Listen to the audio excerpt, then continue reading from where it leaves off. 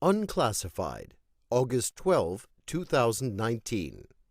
Addressed to the Honorable Richard Burr, Chairman, Select Committee on Intelligence, United States Senate, and the Honorable Adam Schiff, Chairman, Permanent Select Committee on Intelligence, United States House of Representatives.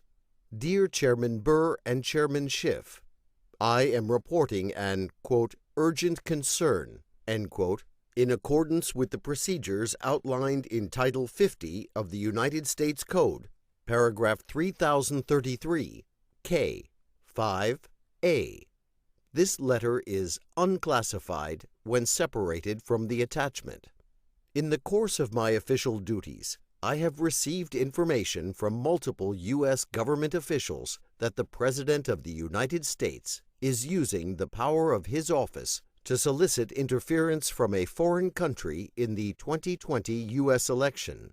This interference includes, among other things, pressuring a foreign country to investigate one of the President's main domestic political rivals. The President's personal lawyer, Mr. Rudolph Giuliani, is a central figure in this effort. Attorney General Barr appears to be involved as well. Bullet point. Over the past 4 months, more than half a dozen U.S. officials have informed me of various facts related to this effort. The information provided herein was relayed to me in the course of official interagency business. It is routine for U.S. officials with responsibility for a particular regional or functional portfolio to share such information with one another in order to inform policymaking and analysis. Bullet point. I was not a direct witness to most of the events described. However, I found my colleagues' accounts of these events to be credible because, in almost all cases, multiple officials recounted fact patterns that were consistent with one another. In addition, a variety of information consistent with these private accounts has been reported publicly. I am deeply concerned that the actions described below constitute, quote, a serious or flagrant problem, abuse, or violation of law or executive order, end quote, that, quote, does not include differences of opinions concerning public policy matters, end quote, consistent with the definition of an, quote, urgent concern, end quote, in Title 50 of the United States Code, paragraph 3033, K, 5G. I am, therefore, fulfilling my duty to report this information through proper legal channels to the relevant authorities. Bullet point.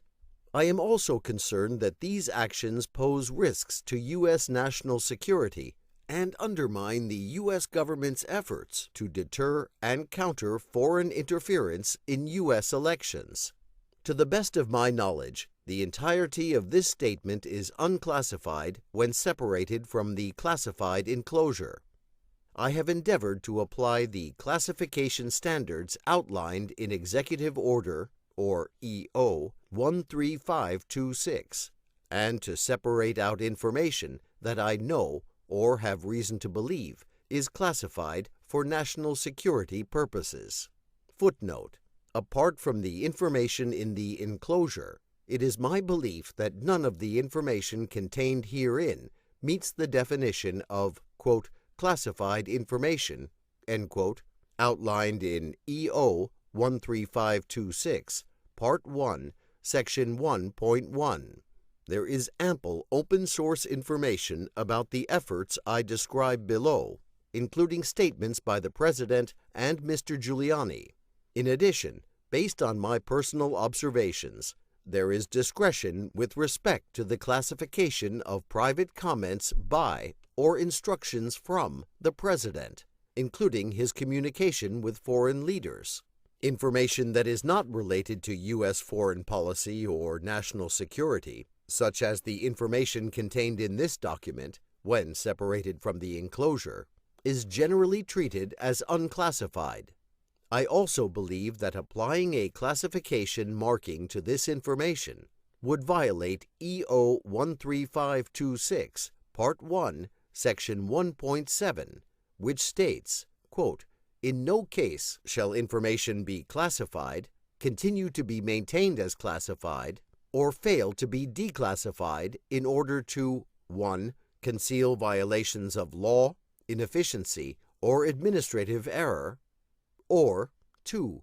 Prevent embarrassment to a person, organization, or agency." End quote. End of footnote. Bullet point. If a classification marking is applied retroactively, I believe it is incumbent upon the classifying authority to explain why such a marking was applied and to which specific information it pertains. 1. The 25 July presidential phone call. Early in the morning of 25 July, the president spoke by telephone with Ukrainian President Volodymyr Zelensky. I do not know which side initiated the call. This was the first publicly acknowledged call between the two leaders since a brief congratulatory call after Mr. Zelensky won the presidency on 21 April. Multiple White House officials with direct knowledge of the call informed me that, after an initial exchange of pleasantries, the president used the remainder of the call to advance his personal interests. Namely, he sought to pressure the Ukrainian leader to take actions to help the president's 2020 re-election bid. According to the White House officials who had direct knowledge of the call, the president pressured Mr. Zelensky to, inter alia, bullet point, initiate or continue an investigation. Footnote, it is unclear whether such a Ukrainian investigation exists. See footnote number 7 for additional information. End of footnote. Into the activities of former Vice President Joseph Biden and his son Hunter Biden. Bullet point. Assist in purportedly uncovering that allegations of Russian interference in the 2016 U.S. presidential election originated in Ukraine, with a specific request that the Ukrainian leader locate and turn over servers used by the Democratic National Committee, the DNC, and examined by U.S. cybersecurity firm CrowdStrike. Footnote, I do not know why the president associates these servers with Ukraine. See, for example, his comments to Fox News on 20 July. Quote, "And Ukraine, take a look at Ukraine. How come the FBI didn't take this server? Podesta told them to get out. He said, get out. So, how come the FBI didn't take the server from the DNC?" End quote. End of footnote. Which initially reported that Russian hackers had penetrated the DNC's networks in 2016, and, bullet point, meet or speak with two people the president named explicitly as his personal envoys on these matters, Mr. Giuliani and Attorney General Barr, to whom the president referred multiple times in tandem. The president also praised Ukraine's Prosecutor General, Mr. Yuri Lutsenko, and suggested that Mr. Zelensky might want to keep him in his position. Note, starting in March 2019, Mr. Lutsenko made a series of public allegations, many of which he later walked back, about the Biden family's activities in Ukraine, Ukrainian officials' purported involvement in the 2016 U.S. election, and the activities of the U.S. Embassy in Kiev. See Part 4 for additional context. The White House officials who told me this information were deeply disturbed by what had transpired in the phone call. They told me that there was already a, quote, discussion ongoing, end quote, with White House lawyers about how to treat the call, because of the likelihood, in the officials' retelling, that they had witnessed the president abuse his office for personal gain. The Ukrainian side was the first to publicly acknowledge the phone call. On the evening of 25 July, a readout was posted on the website of the Ukrainian president that contained the following line, translation from original Russian language readout. Quote, Donald Trump expressed his conviction that the new Ukrainian government will be able to quickly improve Ukraine's image and complete the investigation of corruption cases that have held back cooperation between Ukraine and the United States. End quote. Aside from the above-mentioned, quote, cases, end quote, purportedly dealing with the Biden family and the 2016 U.S. election, I was told by White House officials that no other, quote, cases, end quote, were discussed. Based on my understanding, there were approximately a dozen White House officials who listened to the call, a mixture of policy officials and duty officers in the White House Situation Room, as is customary. The officials I spoke with told me that participation in the call had not been restricted in advance because everyone expected it would be a, quote, routine, end quote, call with a foreign leader. I do not know whether anyone was physically present with the president during the call. Bullet point. In addition to White House personnel, I was told that a State Department official, Mr. T. Ulrich Brechtbull, also listened in on the call. Bullet point. I was not the only non-White House official to receive a readout of the call. Based on my understanding, multiple State Department and intelligence community officials were also briefed on the contents of the call as outlined above. 2. Efforts to restrict access to records related to the call. In the days following the phone call, I learned from multiple U.S. officials that senior White House officials had intervened to, quote, lock down, end quote, all records of the phone call, especially the official word-for-word transcript of the call that was produced, as is customary, by the White House Situation Room. This set of actions underscored to me that White House officials understood the gravity of what had transpired in the call. Bullet point. White House officials told me that they were, quote, directed, end quote, by White House lawyers to remove the electronic transcript from the computer system in which such transcripts are typically stored for coordination, finalization, and distribution to cabinet-level officials. Bullet point. Instead, the transcript was loaded into a separate electronic system that is otherwise used to store and handle classified information of an especially sensitive nature. One White House official described this act as an abuse of this electronic system because the call did not contain anything remotely sensitive from a national security perspective. I do not know whether similar measures were taken to restrict access to other records of the call, such as contemporaneous handwritten notes taken by those who listened in. 3. Ongoing concerns.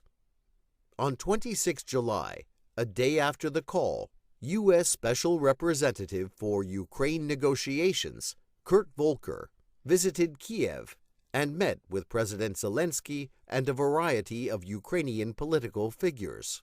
Ambassador Volker was accompanied in his meetings by U.S. Ambassador to the European Union, Gordon Sondland.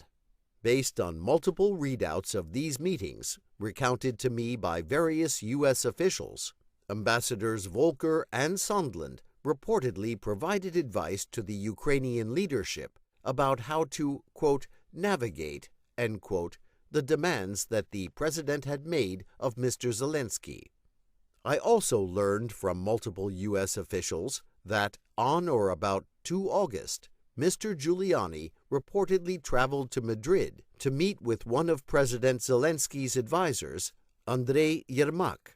The U.S. officials characterized this meeting, which was not reported publicly at the time, as a, quote, direct follow-up, end quote, to the president's call with Mr. Zelensky about the, quote, cases, end quote, they had discussed.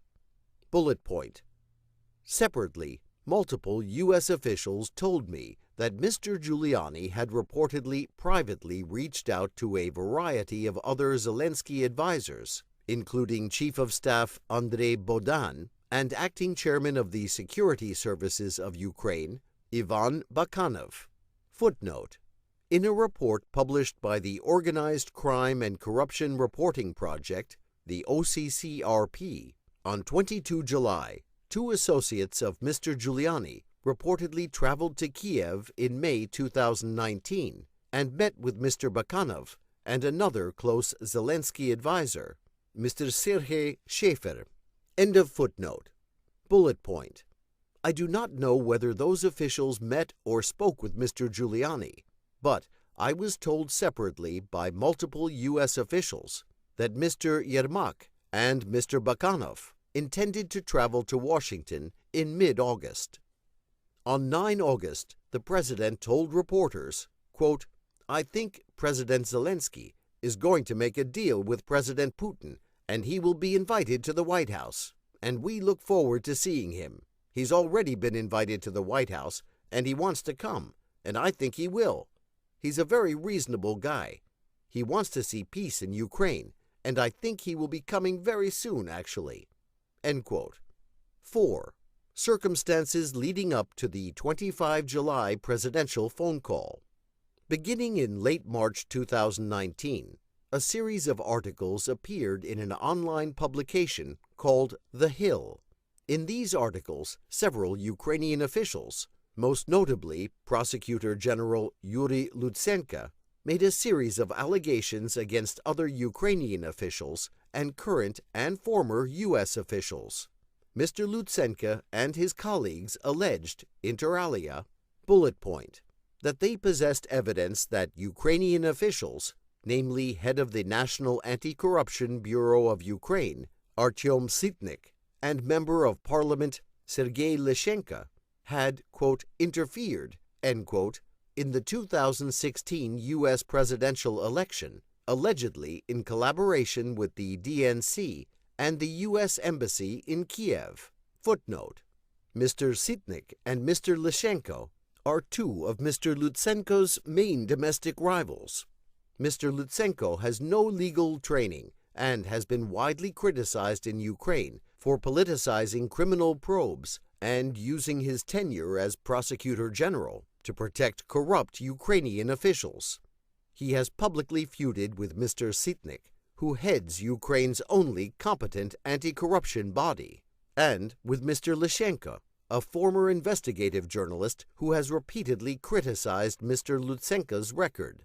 In December 2018, a Ukrainian court upheld a complaint by a member of parliament, Mr. Borislav Rosenblatt, who alleged that Mr. Sitnik and Mr. Lyshenko had, quote, interfered, end quote, in the 2016 U.S. election by publicizing a document detailing corrupt payments made by former Ukrainian President Viktor Yanukovych before his ouster in 2014. Mr. Rosenblatt had originally filed the motion in late 2017 after attempting to flee Ukraine amid an investigation into his taking of a large bribe. On 16 July 2019, Mr. Lyshenko publicly stated that a Ukrainian court had overturned the lower court's decision. End of footnote. Bullet point.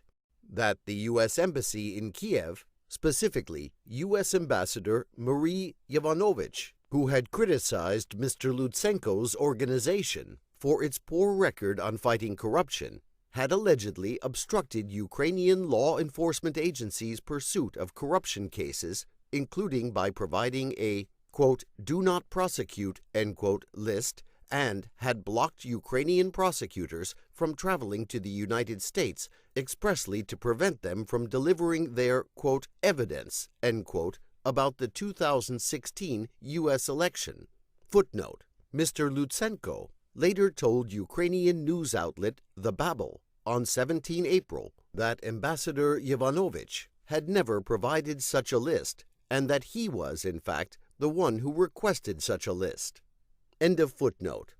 And, bullet point, that former Vice President Biden had pressured former Ukrainian President Petro Poroshenko in 2016 to fire then Ukrainian Prosecutor General Viktor Shokin in order to quash a purported criminal probe into Burisma Holdings, a Ukrainian energy company on whose board the former vice president's son, Hunter, sat. Footnote.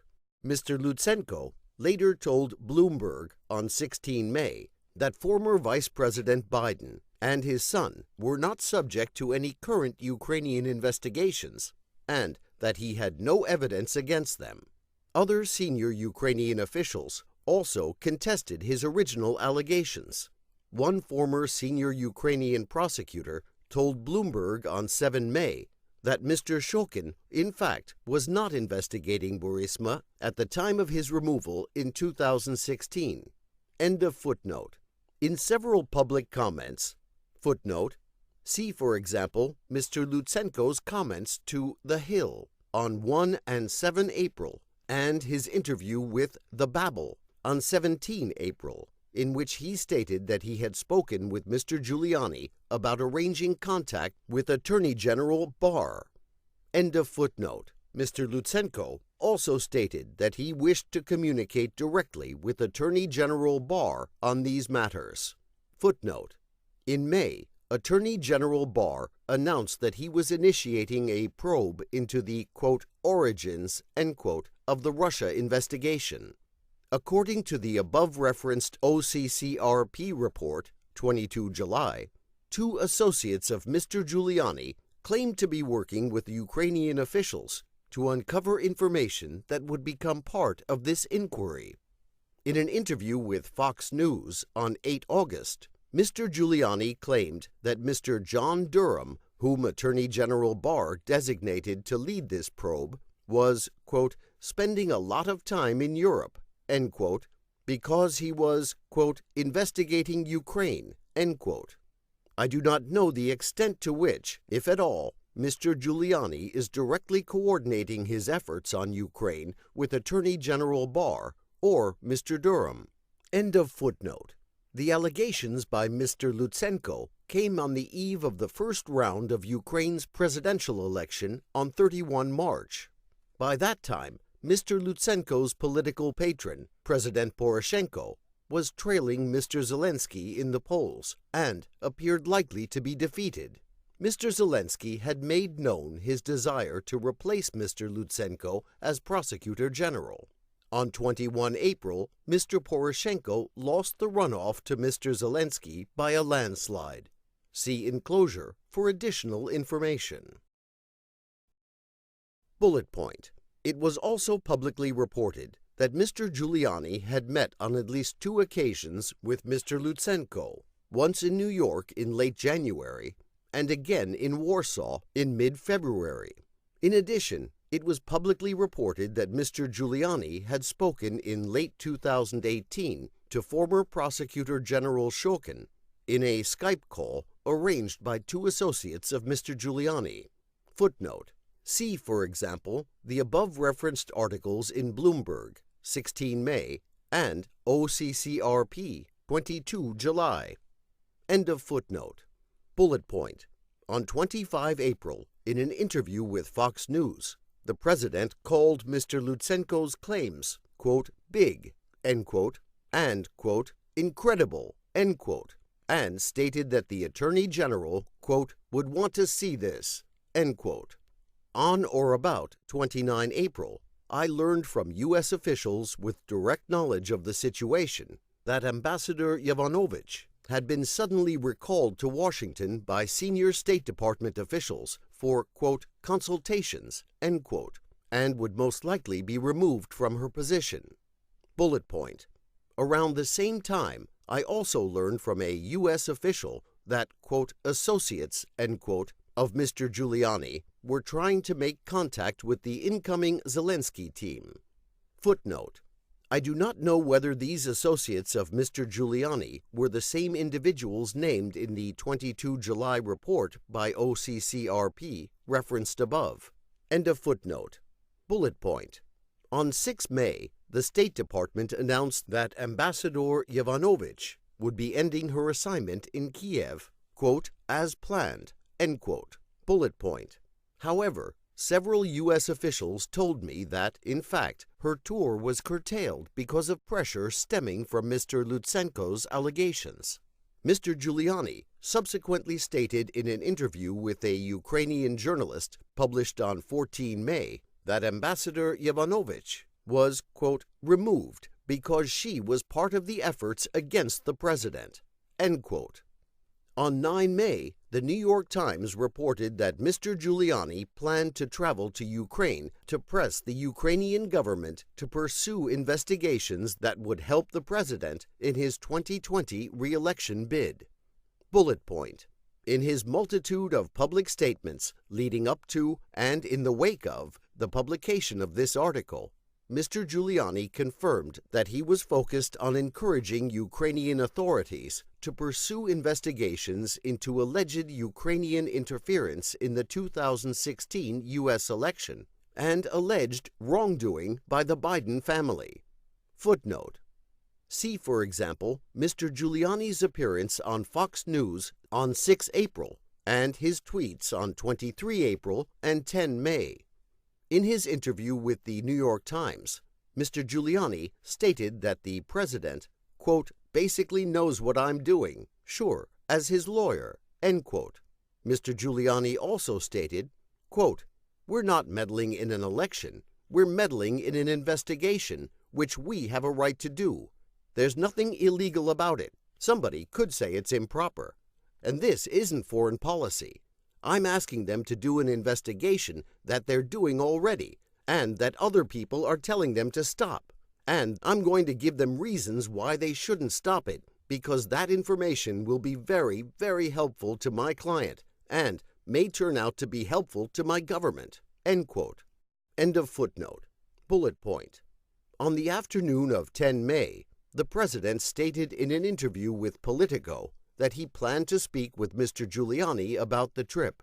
Bullet point. A few hours later, Mr. Giuliani publicly canceled his trip, claiming that Mr. Zelensky was, quote, surrounded by enemies of the U.S. president and of the United States, end quote. On 11 May, Mr. Lutsenko met for 2 hours with President-elect Zelensky, according to a public account given several days later by Mr. Lutsenko.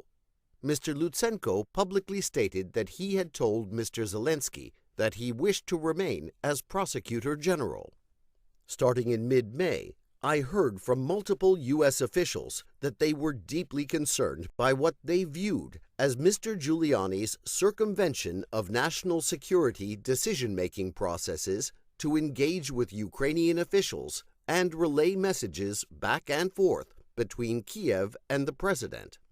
These officials also told me, bullet point, that State Department officials, including Ambassadors Volker and Sondland, had spoken with Mr. Giuliani in an attempt to, quote, contain the damage, end quote, to U.S. national security, and, bullet point, that Ambassadors Volker and Sondland during this time period met with members of the new Ukrainian administration and, in addition to discussing policy matters, sought to help Ukrainian leaders understand and respond to the differing messages they were receiving from official U.S. channels on the one hand and from Mr. Giuliani on the other. During this same time frame, multiple U.S. officials told me that the Ukrainian leadership was led to believe that a meeting or phone call between the president and President Zelensky would depend on whether Zelensky showed willingness to, quote, play ball, end quote, on the issues that had been publicly aired by Mr. Lutsenko and Mr. Giuliani.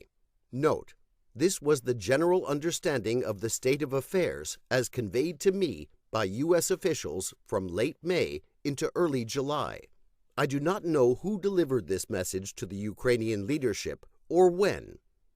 See enclosure for additional information.